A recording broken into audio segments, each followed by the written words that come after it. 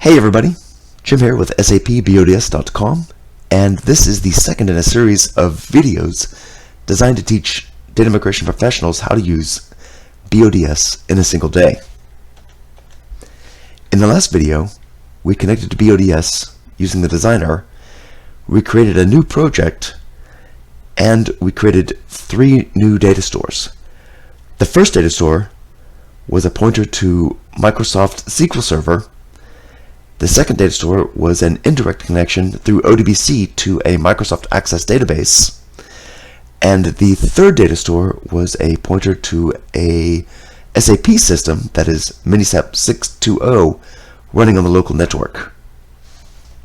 In this video, we're going to create a job, we're going to create a global variable, and then we're going to create a script and use that script to assign a value to the global variable.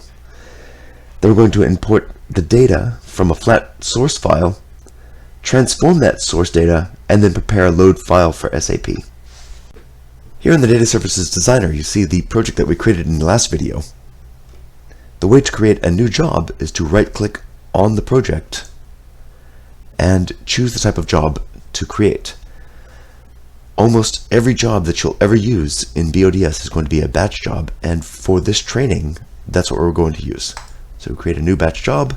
It's going to be called JOB customers because we're going to be processing some customers using this job.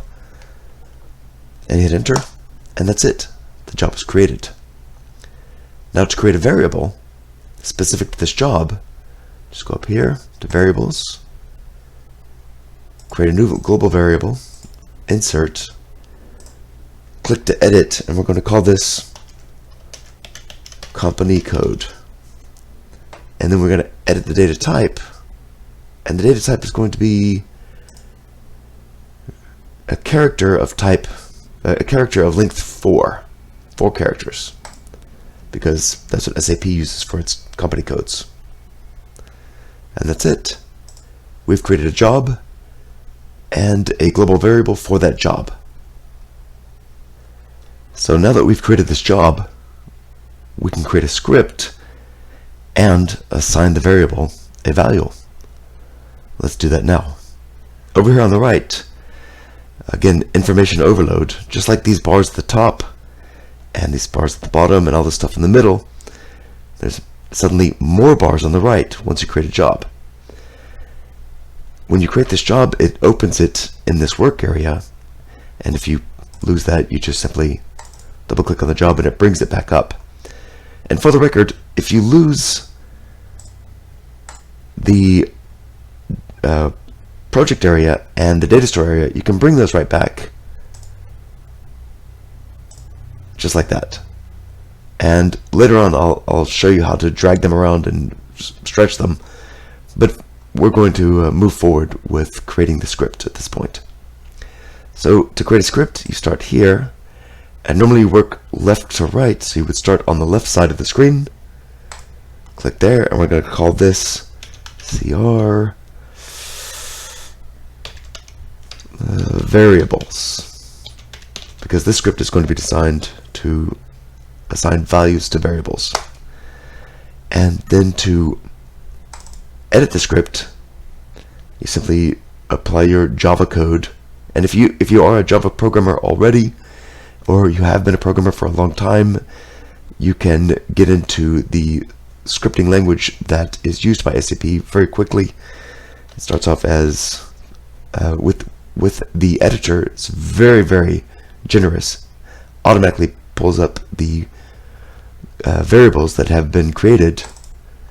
And then you click equals, and we're going to use a dummy value for this company code, just like that. And we can check this to see if this scripting language is right that we've used. No errors found. That's fine. We close this, and we're going to close this job, and we're going to then save everything.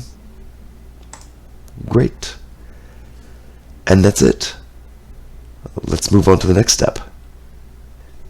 So I made some dummy data and loaded it into Excel, and it looks about like this. So I've got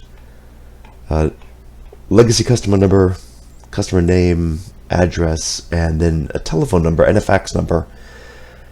The SAP system that I'm using, Minisap 620, it doesn't have customers, vendors, and material numbers, but it does have business partners. So we'll be able to load business partners based upon names and address and phone number. So for this, and for some demonstrations downstream of what I'm doing right now, I'm going to add some dummy data for the branch from which these customers are coming. Let's make about a third of these San Francisco.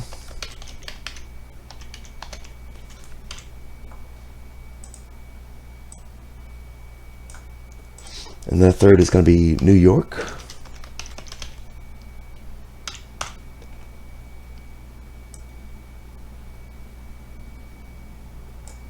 And then the remainder are going to be my favorite town in America, the oldest city in America, Pensacola.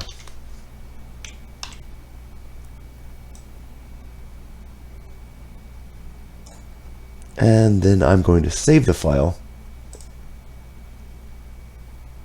And I've saved it on the data services sandbox here as samplecustomers.xls. So going back to noob and pro moves, data services won't open the Excel file if it is used exclusively by another program, which it currently is. So I've closed Excel on my local machine. I've gone back to the remote desktop, and to import that data into data services, you just simply go to, what is this, data formats, Excel workbooks, right click, choose new, and we're going to give it a format name. It's going to call it customers, and the directory we can select database files. That's a good directory, and in that directory we're going to find the sample customers, and we're going to go with the worksheet. Now here's the thing, if you do named range, you can do that, but if you go with worksheet, it's already set up. And if you remember, the header row was at the top, so each column had its own name, so you can import the schema. It's actually pretty clever. Let's see, there we go. There's another pro tip for you. Use the first row as column names. That's much better. Great. And I think we're all set. And just like that, we have created a flat file in BODS pointing to this Excel spreadsheet. And it looks just like that. So let's transform this data and produce ourselves a load file. If you remember, we had a job already created, and in this job we're going to create a data flow. A data flow is very much akin to a Microsoft Access macro, and I'll show you that later. I keep promising to show you things, and I promise I will. We're going to call this cust transform. And because we want these things to flow in order, we're going to link one to the next. The system will actually throw an error if these are not linked. So pro tip, link the objects inside your job. We're going to double click on the customer transform, and we're going to drag in our Excel spreadsheet, and working left to right, we're going to create a query that we're going to use to transform. We're going to just call it transform, just like that. And we're going to link these two. Oops.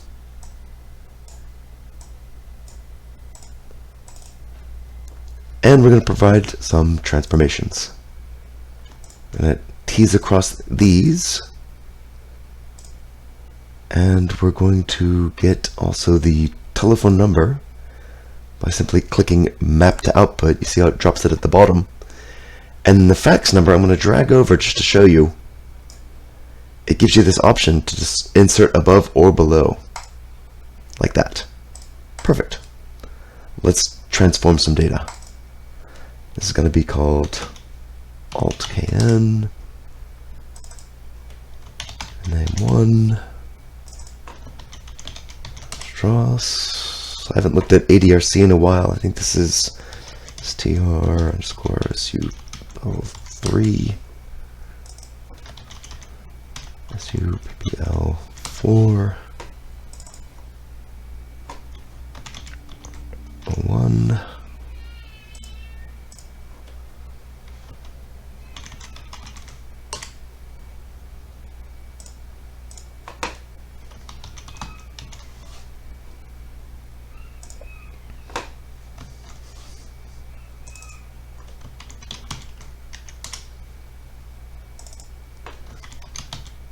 X, just like that. Okay, so these are incredibly simple transformations. I'll get more into more complex transformations in the next video when we talk about custom functions.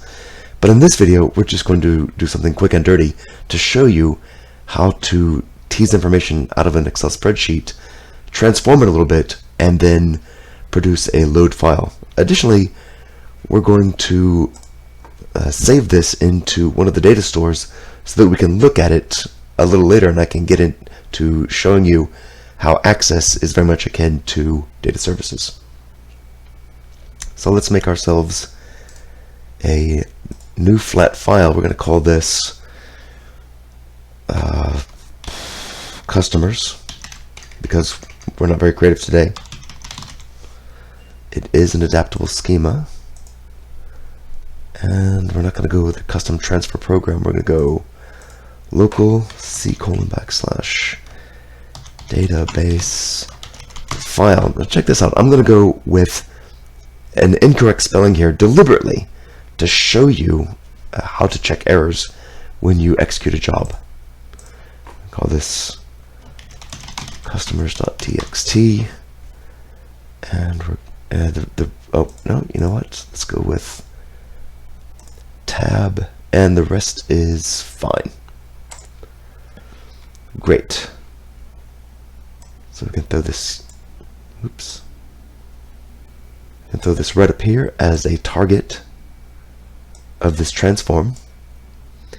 And while we're at it, let's make a template table. And this is just a table that's going to be created in one of the data stores when this job runs. And we're not being very creative. Just like that. And the source from here will go to both. Just like that. Perfect. Oh, there was one more thing I wanted to do. The branch is going to be company code. There we go. And we can check to see if everything's fine. Yep. So what I did just now, was I said the value that you put into branch is going to be the global variable, the value from that global variable that we created and populated earlier with the script. And now we can run this. I like to right click and execute. It offers to save. You say yes. It gives you a bunch of options. These are all fine. And then this fun window pops up telling you what's happening. And of course, we knew an error was going to occur because we did that deliberately. Let's see what the result of this deliberate error was. Clicking here. Yeah. Database file. Customers text. It can't open this file because this folder doesn't exist. Let's fix that. Right click here, edit. I'm going to call this, change that to files, save and close. We can run again. Yep.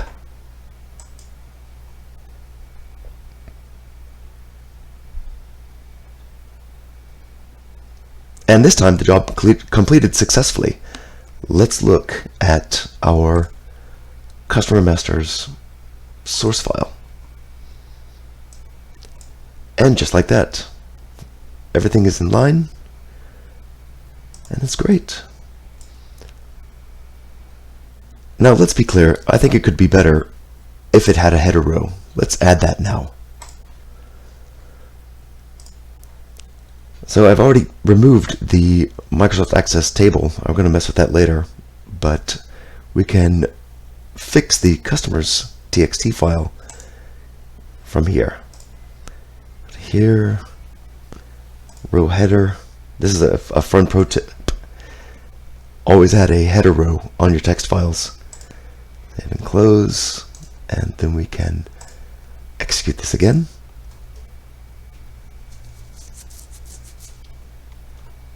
And it just runs through. It's completed successfully.